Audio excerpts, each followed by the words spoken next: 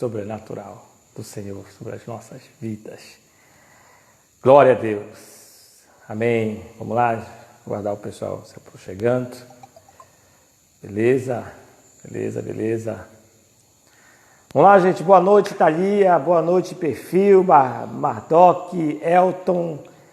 Boa noite a todos. Sejam bem-vindos. Dani Silva, Mardoc, seja bem-vindo. Shalom, paz a todos.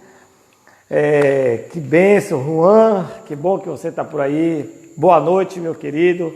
Thalia Guimarães. Vamos avisar o pessoal, né? Vamos avisando que hoje vai ser sobrenatural. Mais uma live, vamos já convidar aqui o pastor Paulo, que vai estar aqui com a gente, né, aí nos ajudando nessa live desse tema, querido, que é fundamental, que está aí em vigor, presente na nossa sociedade, que é os vícios sexuais, né? A gente vai estar tratando isso, né, dos vícios sexuais e, né, a gente tem essa parceria com esse ministério que tem sido uma voz profética sobrenatural de Deus na nossa nação, e eles têm sido levantados realmente como esse arauto do Senhor nessa área, nessa brecha, e Deus tem usado eles de uma forma sobrenatural. Os nossos queridos pastores, pastor Paulo e a pastora Rail, que estiveram aqui com a gente ano passado na nossa escola presencial, e a gente está já amadurecendo uma próxima presença deles, que eu creio que vai ser sobrenatural. Amém, queridos? Lembrando, gente, que quando a gente começar a live, eu vou convidar o pastor Paulo, ele já está aqui com a gente, né? Nós vamos desligar, então. E você que quer fazer um comentário, tem um quadradinho aqui embaixo, um ponto de interrogação, que você pode colocar lá. Então, depois de mais ou menos uns 15 minutos, olha aí, pastor Paulo, que bênção! Está me ouvindo, meu pastor? Estou ouvindo bem. E você? Vamos ver se está tudo bem. Consegue me ouvir? Como é que ele está? Vamos ver aí, gente. O Paulo já está na área. Glória a Deus. Consegue me ouvir, pastor? Estou ouvindo bem, está muito bem. Contato com o pastor. Estou bem animado, bem feliz aí com o convite. Amém. Muito obrigado, meu pastor.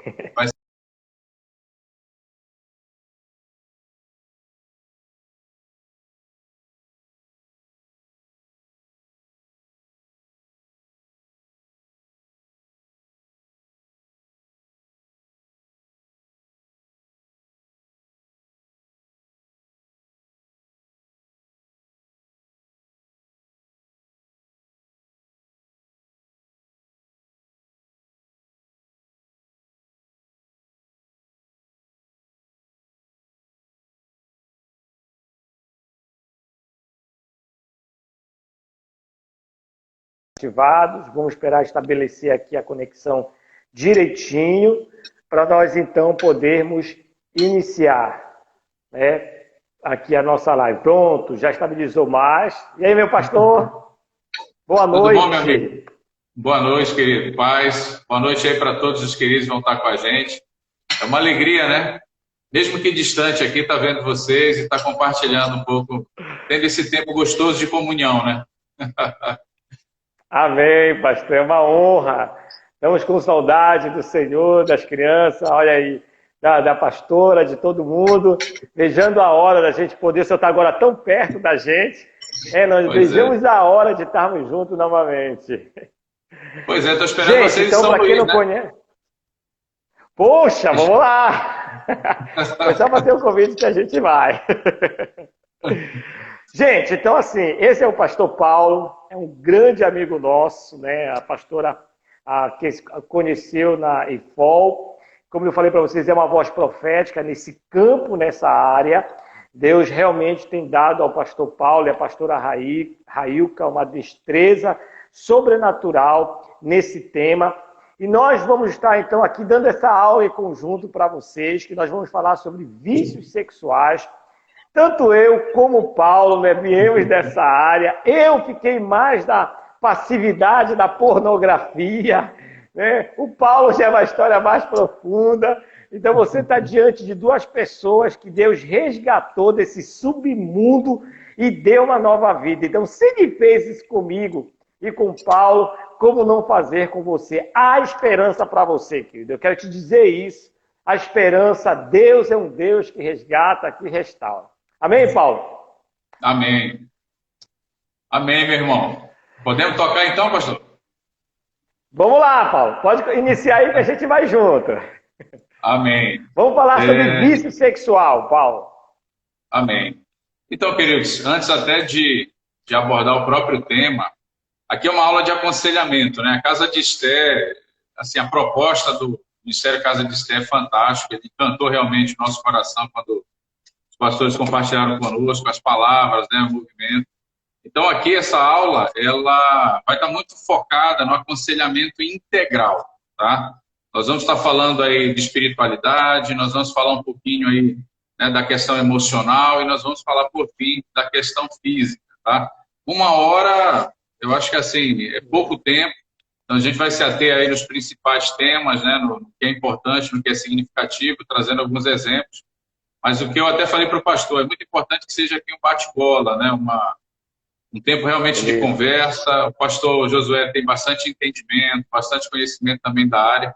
Acho que vai ser bem gostoso, né, a gente conversar um pouquinho sobre isso agora, tá bom? Então, no aconselhamento integral, né, nessa questão sexual e qualquer outra área da vida, você precisa estabelecer algo muito importante antes até de avançar, né, no aconselhamento em si, que é você restabelecer o altar, né, o altar espiritual que normalmente é quebrado. Uma pessoa que vive o vício sexual ou qualquer outro vício de qualquer natureza, ele normalmente vai ter uma quebra de altar aí, né, que é o altar espiritual. Então, a primeira coisa, pastor, que eu gosto de fazer, eu gosto de trabalhar, é restaurar o altar espiritual na vida da pessoa. Paulo, o que significa isso? É você restaurar o relacionamento dessa pessoa com Deus, né, através do Espírito Santo. Eu vou dar um exemplo aqui que é bem real, é bem recente, para ilustrar esse tempo, né, para que a gente possa entender. Há 3 semanas, um pastor de São Paulo me ligou. E ele pediu ajuda, ele estava profundamente envolvido com vício sexual, né? E aí ele me ligou, a primeira coisa que eu peço é o seguinte: olha, tudo bem, você pode me contar a sua história? Então, nesse contexto de aconselhamento, pastor, o senhor sabe, né? Todo o cadeia de pecado, toda disfunção, toda distorção, ela tem um início, né? Ela tem uma gênesis. Então, na hora do aconselhamento, quando você pede para a pessoa compartilhar a história dela, você tem que estar muito atento onde tudo começou, né? E quando esse pastor ele compartilhou a história dele, o que eu percebi? Que o pecado sexual ele era um sintoma de uma ruptura que ele tinha tido com Deus e com muitos líderes, né, na vida dele. Então, para você ter uma ideia, ele tinha raiva de Deus. Pois no momento onde ele estava mais voltado para Deus, no momento onde ele, na cabeça dele, religiosa, né, ele orava mais, ele contava no relógio o tempo que ele ficava orando, ele, quando não meditava na Bíblia, não lia, ele ficava ali daquele jeito ansioso e tal, e tudo assim. E o que acontece? Ele colocou no esforço dele o quê? Que Deus não poderia falhar com ele. Aconteceram algumas situações pessoais e ele transferiu de uma maneira aí muito, como é que eu posso dizer? Até inconsciente, ele transferiu para Deus a responsabilidade. Porque ele dizia para ele mesmo: poxa vida, eu estava com Deus, eu servia a Deus, eu estava em santidade, eu fazia tudo certo, mas aí o que aconteceu? Aí a minha esposa quase me traiu. Ah, mas aí o meu líder me traiu. Então, assim, ele transferiu isso para Deus. E durante a conversa eu percebi exatamente isso. Eu falei para ele: meu querido, hoje o seu grande desafio, eu vou te dizer qual é, cara. É restaurar esse relacionamento com Deus, porque você quebrou isso lá atrás, né? Você rompeu com Deus no teu relacionamento pessoal. Você transferiu para Deus uma culpa que não é de Deus, entendeu? Então, só um exemplo do que é essa restauração de altar. E foi muito legal, porque depois que ele contou toda a história dele, ele contou toda essa questão de cadeia de pecados dele, eu pude virar para ele, eu disse uma frase só, né, que isso mudou realmente a história, né, nesse processo de aconselhamento. Qual foi? Obrigado por você compartilhar, né? E a frase foi: você está perdoado, em nome de Jesus. Né? Nesse momento, suas vestes estão purificadas, neste momento, seu pecado está sendo perdoado em nome de Jesus, e você pode restabelecer esse altar novamente com Deus. E foi muito bacana, porque esse cara, ele só chorou. Se eu ter uma ideia, ele falou durante 55 minutos, só contando a história dele, falando dos pecados.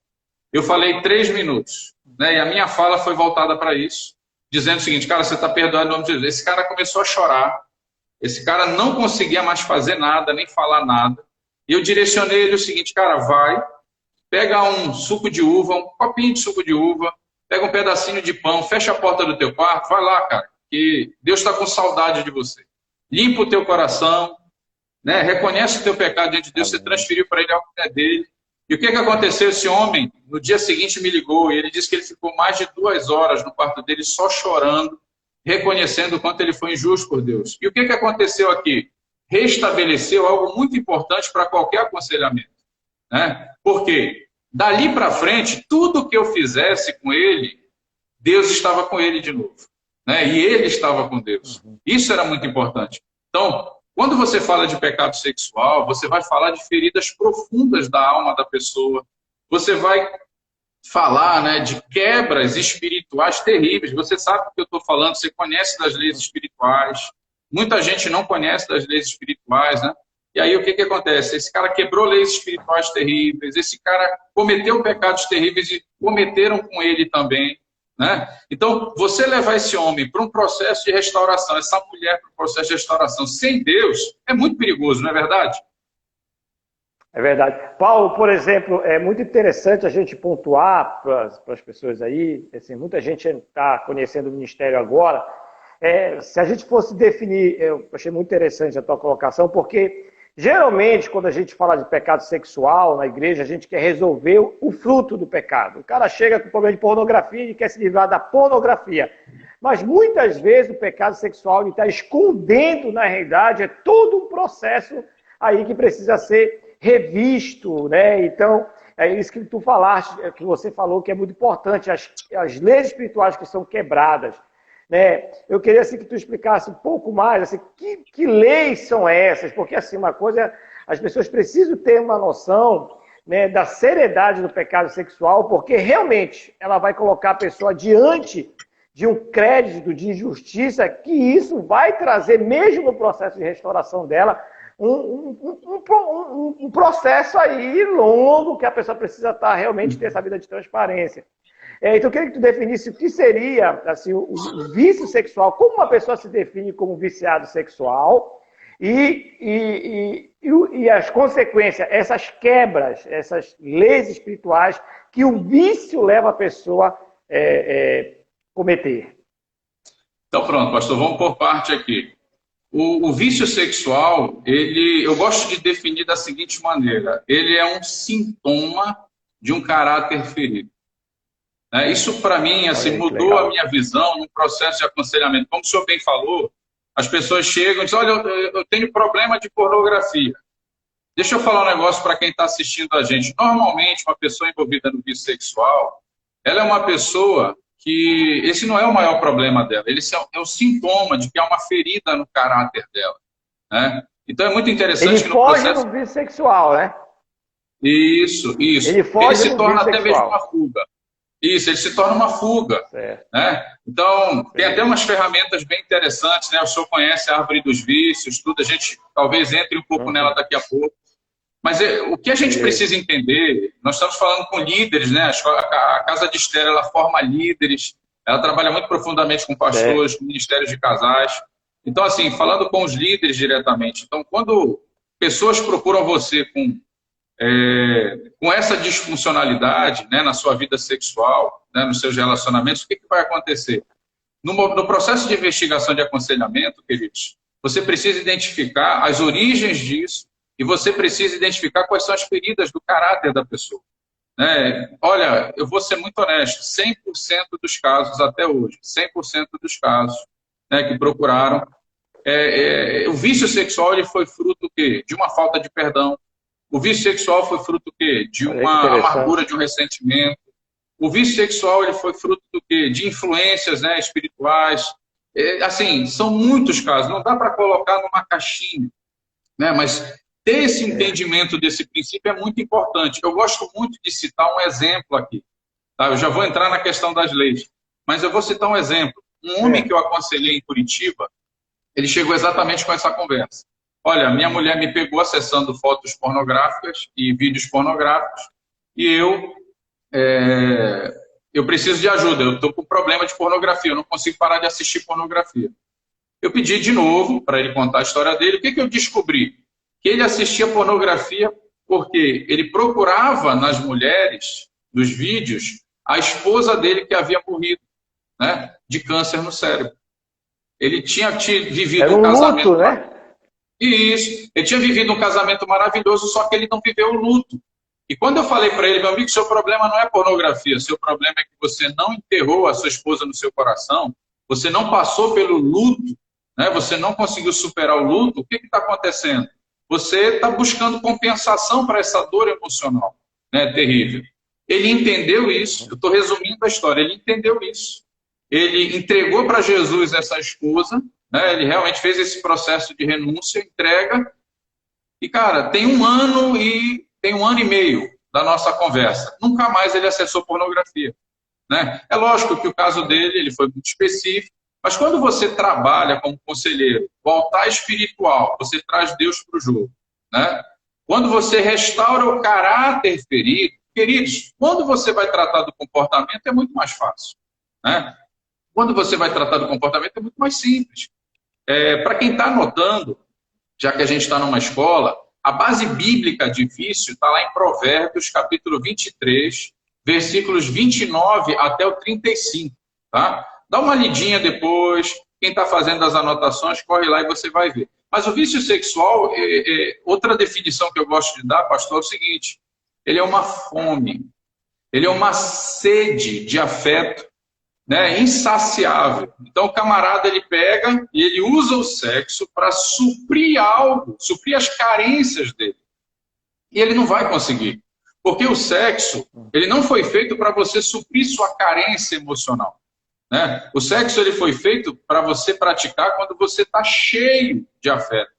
Tanto que a intimidade emocional, ela vem antes do ato sexual, ela deveria vir antes. Então pessoas que tentam buscar preencher o seu vazio existencial, seu vazio emocional com sexo, eles não vão conseguir, né? Porque a plenitude do sexo, o sexo para ser vivido com liberdade, você precisa ter afeto pelo seu cônjuge, você precisa construir um ambiente de intimidade, você precisa estar cheio, né? Você precisa estar cheio para que você possa viver o sexo ali de uma maneira abençoada e transbordante. Amém? Então, isso são só alguns elementos, mas eu gosto de falar isso, né? O vício sexual é o quê? Essa sede, essa fome alimentada por carência, e o cara tenta usar o sexo, né? O sexo não foi feito para suprir carência, ele tenta usar o sexo para suprir uma carência que ele não vai fazer, né? Se você tenta preencher o seu vazio emocional, existencial com sexo, sabe o que vai acontecer? Você vai ter uma pequena dose de prazer, e daqui a 20 minutos, meia hora, você vai querer de novo,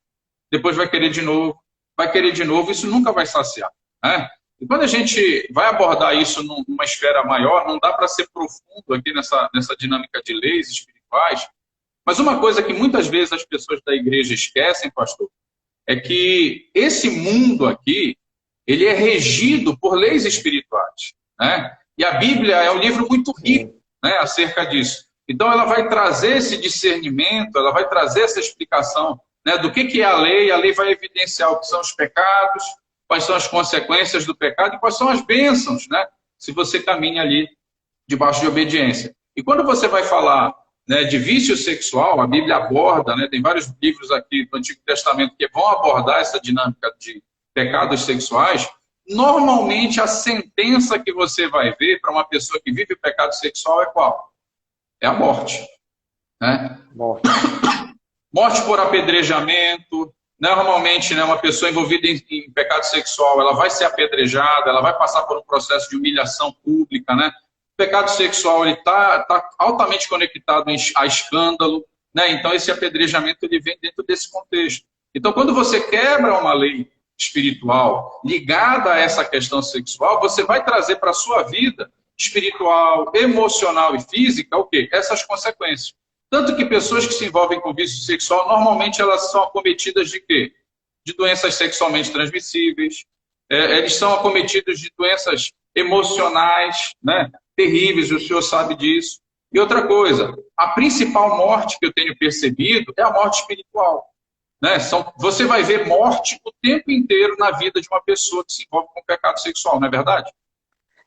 É verdade. E é interessante, Paulo, porque você está falando assim, o vício sexual ele é tão doloso, né, que ele não faz seleção de pessoas. Pode ser rico ou pobre, pode ser de qualquer crença, pode ser de qualquer esfera da sociedade. Eu estava, inclusive, lendo agora uma reportagem, né, para a nossa live, os atores de Hollywood, os caras mais bem-sucedidos, né, os caras todos viciados. Aí, onde o desdobramento disso? Destruição familiar, reputação, caráter, porque, querendo ou não, o vício sexual ele traz uma condenação moral. Por mais que a nossa sociedade ela tente construir, trazer o sexo para um ambiente de normalidade, no sentido que é natural a masturbação, é natural o homem assistir pornografia, faz parte da nossa natureza, ainda assim, dentro de nós, Deus colocou esse senso moral, né? Não cai bem. Ninguém aceita, por exemplo, algumas músicas funk com teor sexual, né? Palavrão do celular. Ninguém ouve isso e fica em paz. Todo mundo ouve e sente aquele impacto. Dá uma incomoda, né? Porque é aquilo que tu falaste que eu achei muito interessante. A pessoa está vazia e quando ela age dessa forma com imoralidade, ela quer tirar ainda mais aquilo que você tem. Né? Essa questão, o vazio, nós vivemos num mundo de pessoas vazias emocionalmente que querem se preencher através do sexo. Na verdade, nunca vão se preencher. E o grande problema, né, Paulo, é que quando a gente vem para esse reino aqui, esse reino evangélico, cristão, onde Jesus reina, e a gente recebe a graça, nascemos de novo, mas continuamos vazios. E eu não sei se tem alguma relação, mas essa associação da religiosidade com o vício sexual, porque é muito interessante. No meu caso era assim. Como eu era vazio, então eu tentava me preencher da religião e não de Cristo, né? Porque uma coisa está em Cristo, uma coisa está na igreja, né?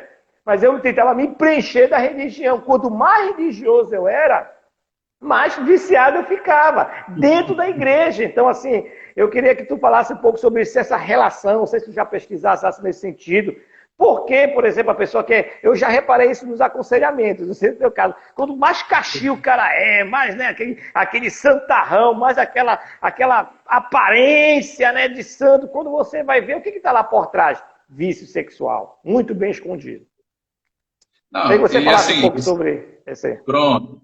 Isso é muito interessante, né? Porque a religiosidade, essa falsa espiritualidade, é o quê? É o homem tentando explicar Deus pela força do seu braço, pelo seu entendimento, né? Então, o que ele faz? Ele não tem vida com Deus, ele não tem um relacionamento com Deus, ele está apegado a símbolos, ele está apegado a templos, ele está apegado a rituais, mas ele não tem uma vida com Deus, né? Uma vida íntima, uma conexão profunda de dentro para fora. Então, o que ele faz? Ele constrói, pela força do braço dele, uma capa espiritual. Né? Ele constrói ali um sepulcro caiado. Né? Jesus mesmo chega a confrontar os fariseus nisso. Mas ele não tem esse processo de renovação interna. Por que eu estava falando, pastor, mais cedo, dessa questão de você avivar o odre, né? De você trabalhar o passado da pessoa, você restaurar o caráter da pessoa que foi ferida. Porque quando você restaura essa pessoa, ela muda de natureza. Ela sai de uma natureza ferida e ela migra para uma natureza espiritual naturalmente.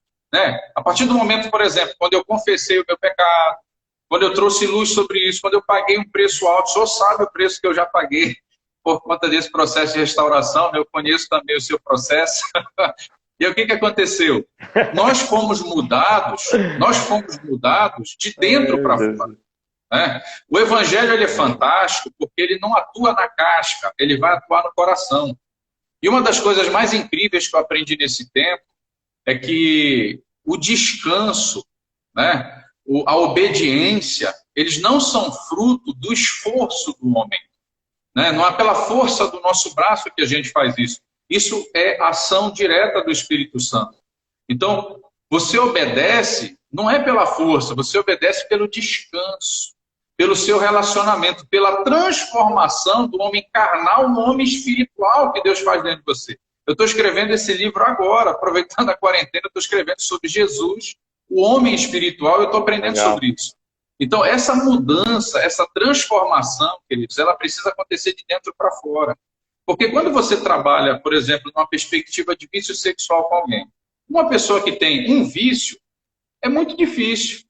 Normalmente, quando ele recorre a um comportamento viciado, ele tem o quê? Polidependência. Ele tem 2, 3, 4 tipos de dependência, não é verdade? Então, quando você lida, por exemplo, o grupo de alcoólicos anônimos, ele trabalha de uma maneira muito efetiva o vício em álcool, né? Mas ele não trabalha os outros vícios. Então, o cara para de beber, mas continua prostituto, continua imoral, continua corrupto. E quando você quando você trabalha o aconselhamento bíblico, né, que é o que a gente trabalha, nós trabalhamos com aconselhamento bíblico, você vai trabalhar justamente essa mudança de natureza.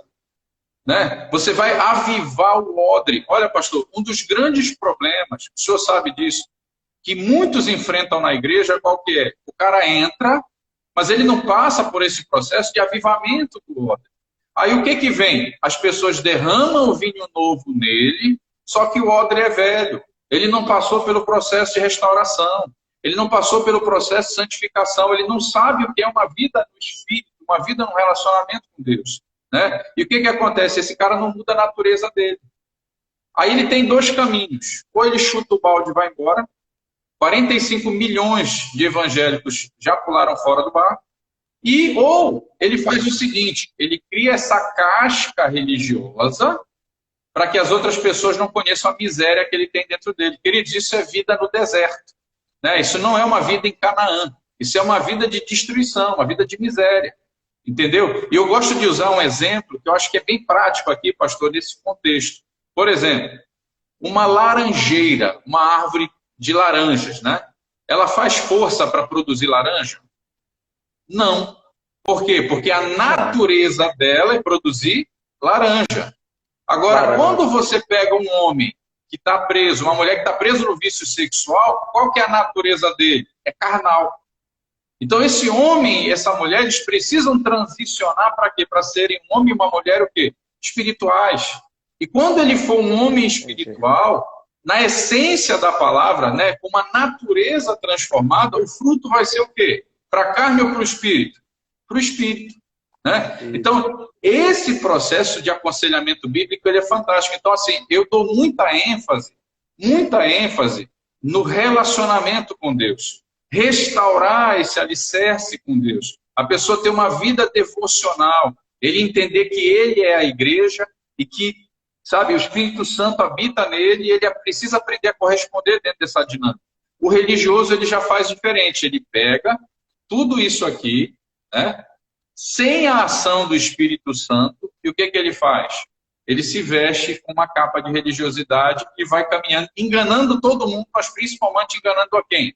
Enganando ele mesmo. Né? Então, para que você possa entender as coisas espirituais, você precisa ter a mente de Cristo. É pelo Espírito que você entende realmente essas coisas. Né? Não sei se eu consegui responder aí. Beleza. Muito bom. Inclusive, na primeira aula que a gente dá aqui na Caristel, eu falo muito sobre isso. E esses dias aqui, o que Deus tem ministrado muito é a vida da alma, porque antes de a gente aceitar Jesus, nós tínhamos uma vida. Essa era a vida da alma. E a alma é esse receptáculo de frustrações, de medos, temores, abusos, rejeições. Mas quando a gente nasce de novo, a gente recebe essa vida no Espírito. E o processo de santificação é o quê? Matar essa vida da alma e fazer com que a vida do Espírito flua. O problema é que muita gente não quer, porque é conivente ter a vida da alma. Né? Tudo que eu construí até Jesus está aqui, então eu preciso abrir mão disso aqui. Pastor, uma coisa importante é os desdobramentos, né? Como uma pessoa que é viciada, né? Os desdobramentos, né, do vício sexual. É importante as pessoas saberem, né? As consequências dolosas do vício sexual, né? Como essa gangrena no nosso meio, isso pode comprometer a saúde da igreja, família, a vida dos filhos, o futuro dos filhos. Então, o vício sexual ele não compromete apenas a vida da pessoa que está cometendo, mas compromete também a linhagem da pessoa, né, os relacionamentos da pessoa, o dinheiro dessa pessoa, o ambiente familiar dessa pessoa. Então, eu queria que a gente entrasse um pouco mais nas consequências ali do vício sexual. Amém. Então, uma das coisas que as pessoas se esquecem de entender, pastor, é que o sexo ele é algo altamente espiritual, né? O sexo ele é profundamente espiritual. Então, consequências elas vão ter no nível espiritual, elas vão ter no nível das emoções e elas vão ter nos níveis físicos. O nível físico é muito fácil, né? São disfunções sexuais, distorções, né? Nessa questão física, o risco de doenças sexualmente transmissíveis, algumas delas, inclusive, são irreversíveis, né? Como a AIDS, entre outras, né? Elas são realmente até feridas de morte, né? Então, essa é uma consequência, vamos dizer assim, no âmbito físico. Quando você fala no ambiente emocional, né, você fala de feridas profundas, né? Por exemplo, um casamento que é ferido pelo vício sexual, pelo pecado sexual. Queridos, é uma ferida muito profunda. Eu conheço pessoas, eu conheço esposas, eu conheço maridos, né, pessoas que foram profundamente feridas, realmente, por conta dessa deslealdade do cônjuge. Pessoas que adoeceram, tinham uma vida vibrante, que eram felizes, mas nunca conseguiram superar esse trauma, né? Então, o vício sexual ele causa feridas profundas no cônjuge, nos filhos, na sociedade. O vício sexual, eu diria que é um problema social, porque ele afeta profundamente as pessoas, né? Então, ele cria vários ambientes, né? E quando você fala de uma ruptura na questão espiritual, o negócio fica mais sério, né? O vício sexual, os pecados sexuais, eles vão criar ligações com espíritos de moralidade sexual, a própria linhagem da pessoa, né? Para quem entende dessa dinâmica de lei espiritual, de batalha espiritual, a linhagem da pessoa é afetada com uma visitação, né? A palavra de Deus diz, né, que eu visitarei o pecado dos pais até a terceira, quarta geração, né?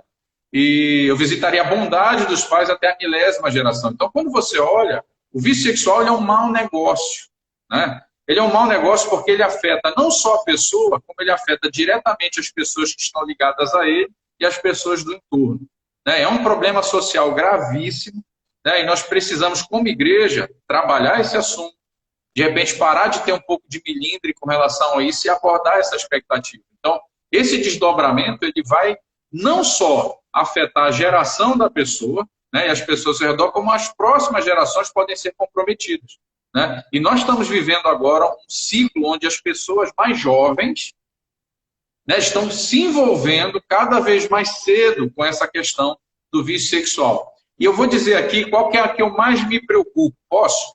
A que eu mais me preocupo? Pode. A principal consequência? Olha, eu diria que a maior brecha que nós temos hoje, tá, na nossa sociedade como um todo, ela é a quebra dos vínculos familiares, né? Nós quebramos, realmente, nós estamos rompendo, infelizmente, socialmente com o casamento, nós estamos rompendo com a família. Eu diria que o vício sexual ele é uma dessas feridas mortais, né, que tem ferido casamento, ferido famílias e adoecido, né, realmente pessoas. Entendi. É interessante, Paulo, assim, que certa vez eu estava meditando sobre isso, conversando com Deus, e o Senhor me falou uma coisa muito interessante, que quando um pai, por exemplo, uma mãe de família cometem vícios sexuais, os filhos são pequenos, o que ele está fazendo? Ele está colocando aquele sêmen, na verdade, nos altares dos espíritos de moralidade, mas quem é que ele está ofertando são os próprios filhos. A moeda que ele está dando para aquele prazer é o filho. Ele oferta o corpo, mas a consequência vai cair na vida dos filhos. São os filhos que vão para o altar da imoralidade sexual. E aí, aquele problema que muito pai, né, quando chega adulto, vê o filho fazer muita bobagem, pergunta, meu Deus, o que foi que eu fiz? Dei tudo para essa criança, estudou nas melhores escolas, teve as melhores roupas, teve as melhores oportunidades. Por que o meu filho foi ter uma vida dessa? Por que não para com ninguém? Por que ele é depravado dessa forma? Por que ele desrespeita as mulheres? Aí você vai ver a história do pai. O pai ofertou essa criança por infinitas vezes no altar da imoralidade sexual. né? E isso é interessante. E essa ruptura dos vínculos, porque a imoralidade é isso, né? Ela é uma ruptura com o amor, né? Ela é uma ruptura com o relacionamento, como tu falaste logo no início, né? É esse movimento egoísta do meu.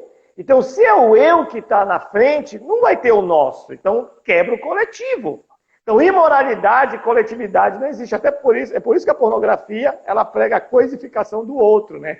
Então, é o que a gente vê. E às vezes, assim, não sei, eu já percebi, inclusive, muito aconselhamento, que algumas condutas de algumas pessoas dentro da igreja ainda é. Ele se livrou da pornografia, mas a mentalidade, o sistema de crença, o repertório dele ainda é egoísta.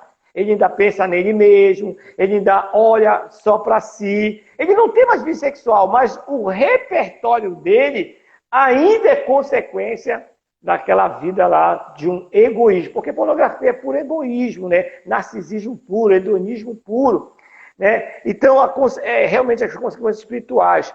E aí eu queria que a gente entrasse assim, agora como, né, a gente sarar uma pessoa dessa? Como seria a forma da gente propor cura para um relacionamento, para uma pessoa que se encontra nesse estado? Porque o bissexual é a manifestação do hedonismo nosso, né, do egoísmo dessa alma que não foi curada.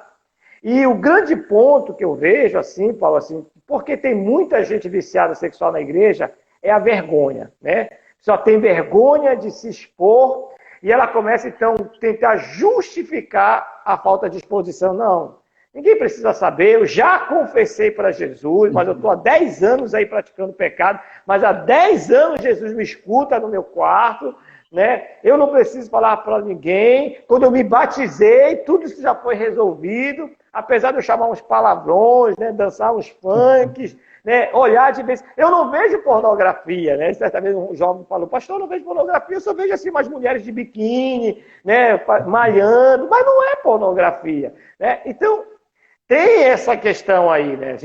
Qual a forma da gente, primeiro, propor a cura e, claro, sempre vai ser cirúrgico, né, Paulo? Sim. Deixa eu até, eu não sei se dá tempo, eu só queria voltar rapidinho no seu comentário, foi bem interessante quando você falou dessa desproteção dos pais. Tem dois princípios que a gente tem observado que são muito interessantes. Quando os pais cometem pecados sexuais, realmente eles geram esse ambiente de desproteção espiritual na vida dos filhos. Não só espiritual, físico, emocional, espiritual. E o que eu percebi, eu não sei se você teve essa experiência, mas até agora, 100% das pessoas que eu aconselhei que foram abusadas sexualmente na infância, elas vieram ou nasceram fora de uma aliança de casamento, né, num contexto de imoralidade sexual, de pecado sexual, ou os pais, ou um dos pais estava envolvido com imoralidade sexual. Né? Então é impressionante, até hoje eu estou impressionado, até agora 100% dos casos de abuso sexual, eles aconteceram com pessoas que vieram dessa desproteção realmente dos pais. Né? Isso é um fato interessante.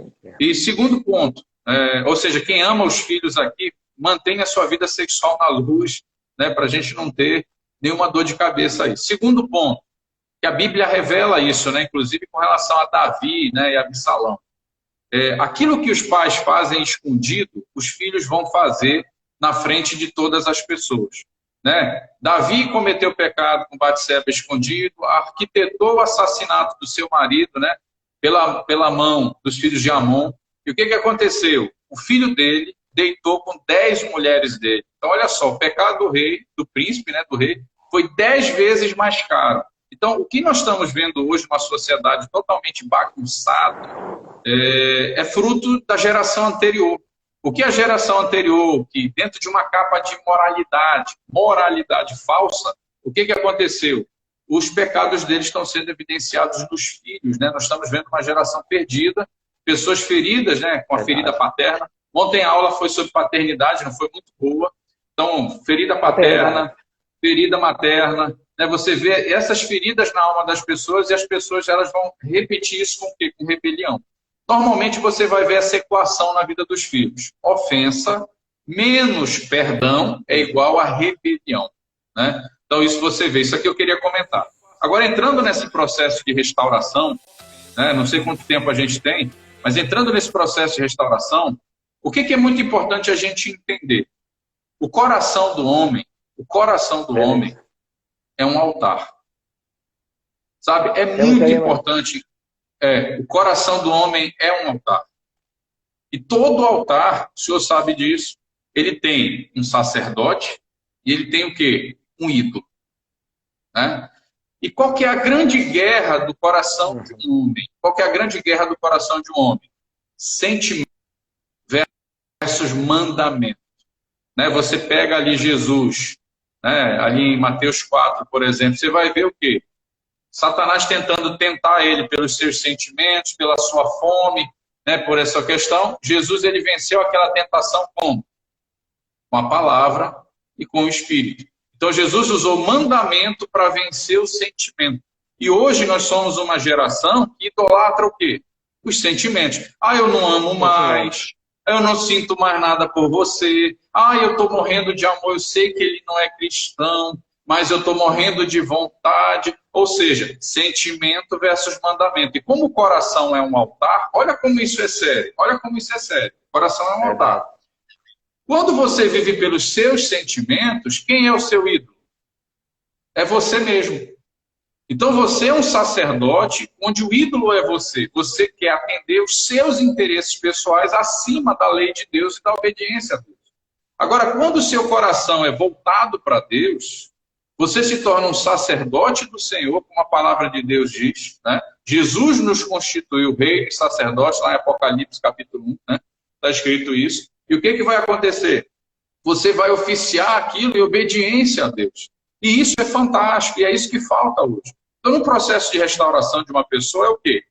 É tirar ele com os sentimentos dele. O hedonismo é o quê? A idolatria dos sentimentos, é a idolatria das emoções. Né? Você retira a pessoa do altar e você coloca Deus de volta ali, né? Para que ela possa se submeter aos mandamentos e caminhar nisso. Isso é um processo interessante. Então, nesse processo de restauração, o primeiro ponto é restaurar esse altar, né, como eu falei. Mas a pessoa que está buscando ajuda, ela precisa reconhecer que ela precisa de ajuda. Então, o primeiro passo de restauração, pastor, assim, da pessoa, parte de quem quer ajuda é o quê? Eu tenho um problema, eu preciso de ajuda, eu não dou conta sozinho. E eu estou disposto a qualquer coisa, né, para que eu possa estar livre disso. Poxa, esse é o coração que o conselheiro precisa, né? E ele precisa dizer que é um problema. Porque a grande questão é o cara assumir que está doente. Ele precisa dizer, é uma doença. Eu preciso reconhecer isso. Pastor, falamos já dos vícios, já falamos aqui das consequências, das quebras das leis. Uma coisa que o Espírito Santo me falando aqui. E como a gente define uma pessoa sexualmente saudável? O que seria... uma pessoa, como eu posso dizer, poxa, eu sou saudável sexualmente, né? O jovem que está nos assistindo, como é que pode dizer, caramba, como eu avalio se eu estou inclinado para se eu tenho um vício nessa área, ou se não, eu tenho essa minha vida sexual, ela está ok, ela é saudável. Eu costumo dizer, inclusive nesse nosso livro aí, né, de redenção sexual, que o sexo foi criado por Deus para ele ser descoberto no casamento. Então eu digo para os jovens, se você aprendeu qualquer coisa sobre sexo antes do casamento, você não é casado, a sua vida sexual, seu repertório sexual já está totalmente comprometida com o quê? Com a pornografia, com a imoralidade, com um pensamento totalmente hedonista. Mas como definir uma pessoa, né, sexualmente saudável? Eu não sou viciado sexual, por exemplo. Rapaz, essa está muito fácil. Está muito fácil. A resposta está bem atrás do senhor aí, ó. Está bem atrás do senhor aí. Qual que é a resposta? Queridos, é você ser inteiro, né? Olha eu aí, gosto dos nossos seminários. Nós propaganda, gente, estou inteiro. É porque assim, queridos, olha, o sexo, ele não é o centro da vida de uma pessoa. Uma pessoa sexualmente saudável é uma pessoa que é inteira, né, no seu relacionamento com Deus, inteira com ela mesma, né, ela tem paz com ela mesma.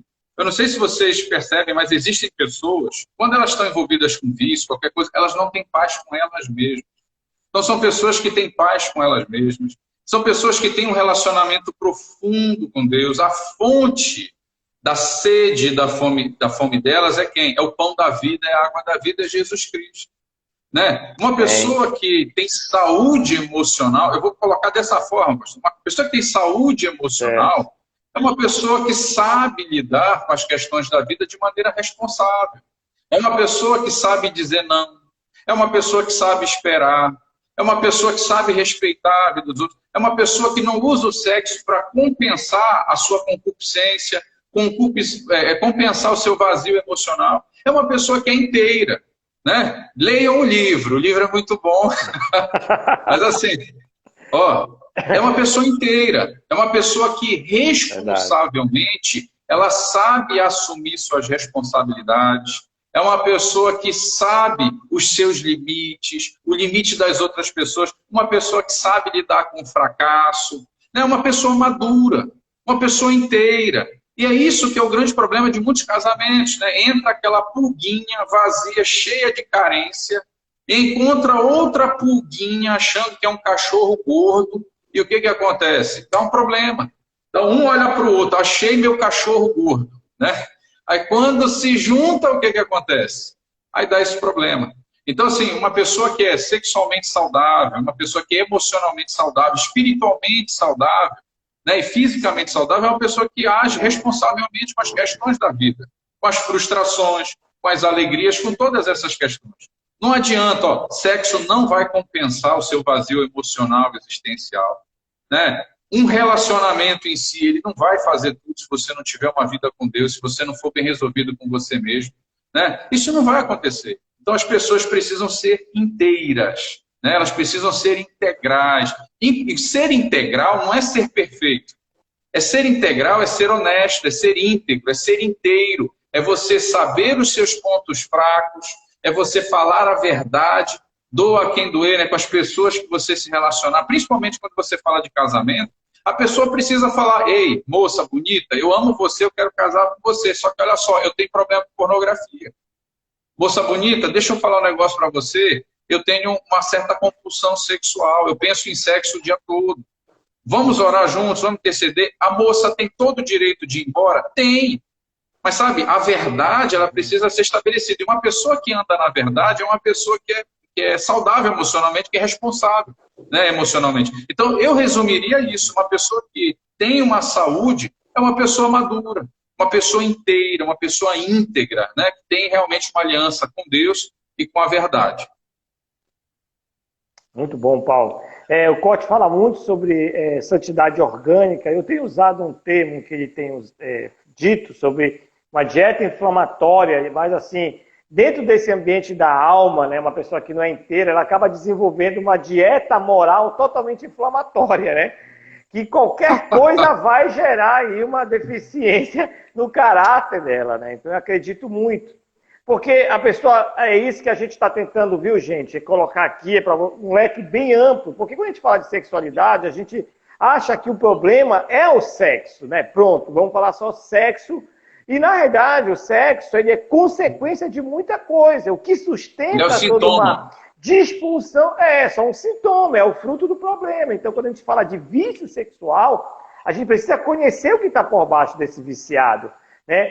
E essa transparência é muito importante, né? A menina, como o pastor falou, todo mundo tem que ter direito de escolher. Eu tive que falar para que isso uma série de questões da minha vida e ela decidiu lá se ela queria ou não. Mas era a decisão dela. Eu disse para ela: olha, o que eu vou te falar aqui, eu posso te perder hoje, mas eu estou disposto a te perder, mas não perder o que eu tinha com Deus. Querido, quando eu falei isso, Deus me falou: nessa hora você ganhou a sua esposa, porque você me colocou na frente dela. Mas é isso, agora o cara quer dar um de bonzão, quer ostentar essa santidade plástica, quer lubrificar essa aparência, né? Isso não dá certo, porque chega no casamento, toda uma consequência vem em relação a isso. Gente, o nosso tempo, infelizmente, está aí acabando, mas eu vou ativar, pastor Paulo, aqui de novo os comentários para as pessoas fazerem umas perguntas e a gente vai lendo e vai respondendo, ok? Então eu vou abrir aqui para o pessoal, vou ativar aqui os comentários. Então, se o pessoal quiser fazer perguntas agora, você pode fazer para o pastor Paulo, para mim, que a gente está aqui para responder. Vamos ver se vai ativar aqui. direitinho. Ok, tá aparecendo aí para ti? Tá. Beleza. Ei, pastor, Então, Oi. as difíceis o senhor responde, as fáceis eu respondo. Não, vamos trocar, né? Eu já respondi muita coisa essa semana. Gente, perguntas. Quero o livro. Bom, tem o livro do pastor Paulo. Esse livro é muito bom. O impacto pessoal e social da pornografia. Inclusive, né, Paulo, tu coloca aqui nesse livro como é? Que aconteceu do cérebro, que fizeram uma análise entre a pessoa que era viciada em cocaína e pornografia, e verificou-se que o dano cerebral que a pornografia causa na mente de um jovem é muito mais sério. Quais são as consequências da bastardia? Bom, as consequências da bastardia, queridos, são muitas. Vícios sexuais, orfandade, violência, falta de submissão. Olha aí o pastor Paulo mostrando aí pra gente, então, aqui as consequências, né, físicas, né, de alguém que é viciado em pornografia. Olha o que isso faz no cérebro. Então, o pastor Paulo tem esses livros, Impacto Social da Pornografia, né? Ele também tem esse que eu achei muito bom, Aconselhamento Compulsivo Sexual. Você que é líder, tá? Líder na igreja, discipula pessoas. É muito importante você ter esse material. Tem o livro da história deles, que é fantástico. Eu gosto muito do testemunho deles, quando eles dão. E tem o outro, que não está aqui, mas está lá na Jocum, que a gente começou aí fora, acabou não terminando. Pronto. Mas nós temos aqui também, que é Intimidade Conjugal. É o livro mais recente, que vai falar sobre isso. Um jovem com problema de pornografia deve se abster de namorar com alguém até se livrar? O que o senhor acha, pastor? Uma pessoa que tem problema de pornografia deve se abster a namorar com alguém até se livrar da pornografia? Se livrar da pornografia? Então, o que eu diria aqui? Eu não gosto muito de criar regras, né? Eu gosto de analisar cada caso. Eu diria para você que depende muito do envolvimento da pessoa. Eu diria que, às vezes, até um relacionamento pode ajudar muito, né, essa pessoa, desde que ela ande na luz, desde que essa pessoa fale a verdade. Então, a sua namorada, ela sabe desse problema, ela conhece o que você tem, né? Vocês estão sendo acompanhados, né, por um casal mais maduro, que está discipulando e dirigindo vocês. Vocês estão evitando os toques, as carícias, né? Vocês estão investindo em se conhecer, né, mais profundamente. Isso é que é importante. Sabe, queridos, deixa eu falar um negócio para você. É muito importante você conhecer a pessoa com quem você está se relacionando, né? Você precisa se preocupar com pelo menos 4 coisas, né? Você que é solteiro, está namorando, é noivo, você precisa se preocupar antes de você entrar numa aliança de casamento. Vou ver se eu lembro aqui. Uma delas, quando você casa com alguém, você casa com o Deus dessa pessoa. Então você não deve se envolver com essa questão de julgo desigual. Quando você casa com alguém, você casa com o caráter dessa pessoa. Então você precisa conhecer essa pessoa. Vocês precisam investir não em abraço e beijo. Vocês precisam investir em verdade, em transparência, em integridade, em nudez de alma. Antes de você despir o seu corpo, e isso deve acontecer só depois do casamento, você precisa despir sua alma. Sabe, quando você é verdadeiro, quando você é honesto, eu experimentei isso, pastor Josué experimentou isso. A verdade, ela não destruiu os nossos relacionamentos, ela salvou, ela purificou. Então, você que tem um problema nessa área, você pode falar, e a namorada é quem vai decidir se ela continua ou não, sabe? Mas a verdade, ela não pode ser negociada. Terceiro aspecto do solteiro. Quando você casa com alguém, você casa com o propósito dessa pessoa, com o chamado dessa pessoa. Então, muitas vezes, esse camarada quer ser pastor, e tudo que ela não quer é ser esposa de pastor. Então, o que ela tem que fazer? Pula fora. Pula fora. Né? E você tem que checar tudo isso antes de casar. E, por último, quando você vai casar com alguém, você tem que estar preocupado com o quê? O seu coração tem que estar batizado no coração da família da pessoa. E se o teu coração não está batizado no coração da família da pessoa, cara, é bom sair. Porque num casamento, se isso não acontece, sabe o que vai acontecer, queridos? Vocês podem ter muitos outros problemas. Então, essas preocupações são até mais importantes. Mas o que eu quero falar para esse rapaz, estabeleça o seu relacionamento na verdade. Né? Se tem algo que vai livrar você da pornografia e de outros males, é a verdade. Amém? Amém. Amém, gente. A pastora, né, entrou aí, está dizendo para a gente desativar os comentários. Quero falar para ela que a gente liberou agora só no final. para as pessoas fazerem perguntas e só para a gente bater um papo pessoal também. Eu quero agradecer a todos que participaram da nossa Live School. Pastor, muito obrigado pela sua disponibilidade. Eu sei que o senhor está aí nessa luta escrevendo. Eu quero, gente, agradecer. Espero que vocês tenham gostado, né? É mais ou menos assim a Casa de Esté. Eu vou fazer uma postagem, eu queria que você pudesse testemunhar lá aquilo que Deus falou no seu coração, aquilo que você aprendeu, para que outras pessoas também sejam ministradas.